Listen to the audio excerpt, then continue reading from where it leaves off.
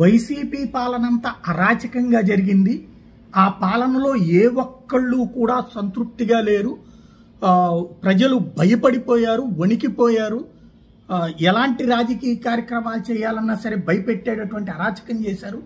అలాంటి సందర్భంలో మేము పట్టుబట్టి ఆ ప్రభుత్వం గద్దె దిగాలని ఆశించాను. అందులో భాగంగా చంద్రబాబు గారితో జతకట్టాం, అనుభవజ్ఞుడైనటువంటి చంద్రబాబుని. ఈ రోజున ప్రభుత్వం రాగానే అద్భుతాలు జరుగుతున్నాయి.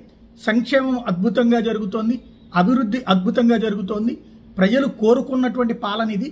వాళ్ళని విధ్వంస పాలనని జనం తిరస్కరించారు. ఇప్పటికి కూడా వాళ్ళు అదే విధమైనటువంటి అరాచకాలకు పాల్పడుతున్నారు.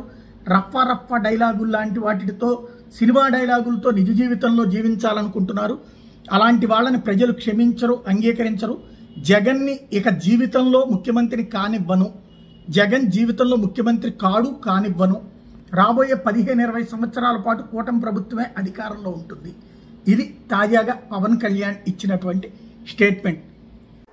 పిచ్చి వేషాలు వేస్తే తొక్కి నార తీస్తాం, గుర్తుపెట్టుకోండి. ఇది సంస్కారం ఇది సభకు కరెక్ట్ కాకపోయినా చెప్తున్నాను ఇది. ఎందుకంటే మేము చాలా దెబ్బలు తిని వచ్చాం కాబట్టి మళ్ళీ ప్రజల్లో భయాందోళన చేద్దామని పిచ్చి వేషాలు వేస్తే ఏ మాత్రం ఉపేక్షించాం. అధికారులు కూడా మేము అదే అప్పీల్ చేస్తున్నాం.